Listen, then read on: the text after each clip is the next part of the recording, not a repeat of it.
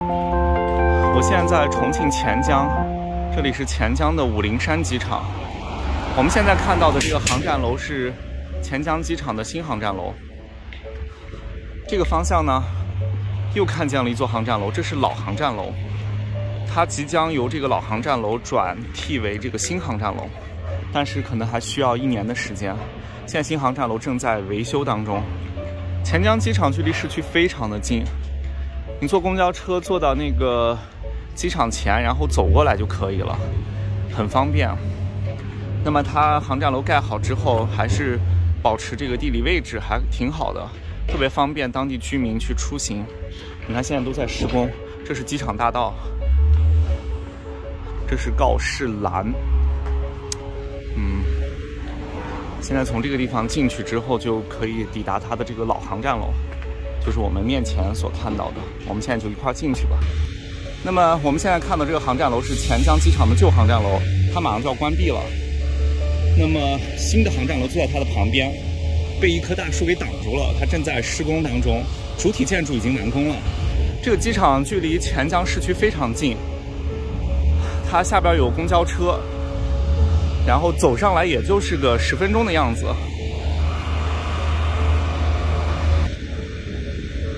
我们现在就要进入钱江机场，去看一下这座老航站楼是什么样子的。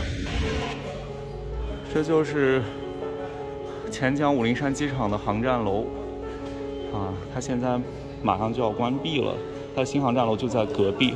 这个航站楼好像很大。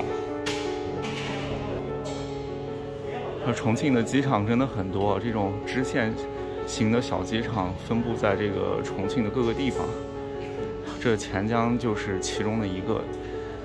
主要是它的这个路程太难走了。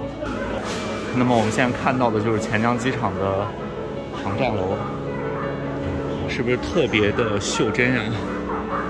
感觉跟一个汽车站差不多。那么因为钱江机场它是支线机场，所以并不需要很大的一个航站楼。我们今天是从钱江飞往重庆，这是准备候机的旅客，它的上座率不是很高，飞机就在停机坪上。我们透过这个候机楼的玻璃可以看见它正在下客。好像从杭州飞过来的旅客还是挺多的，这些旅客都是。这个候机楼它是零售商店、洗手间、喝水的，还有母婴室，还有休息室都在一起，在一个厅层，而且没有廊桥，是直接通过2号登机口上飞机的。等一下我们就要通过这个出口，然后进入我们的飞机了，就是前面这个蓝色的飞机。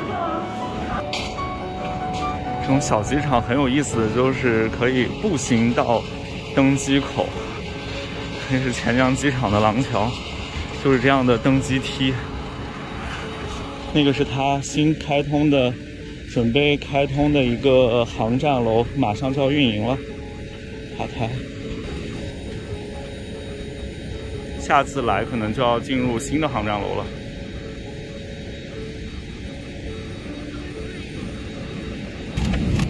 我们已经登机了，然后这个临时的廊桥马上要收掉，飞机马上就要起飞了。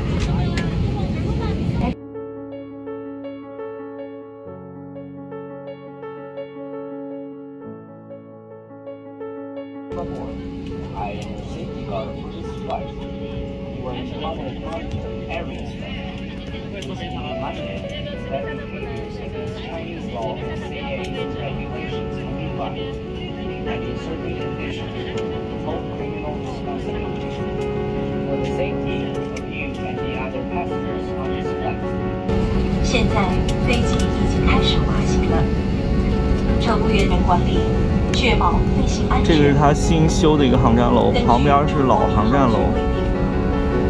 飞机在支线机场还算是规模可以吧，2座航站楼。我们将停止。好了，准备飞行了。如果您需要帮助，请您保留头顶上。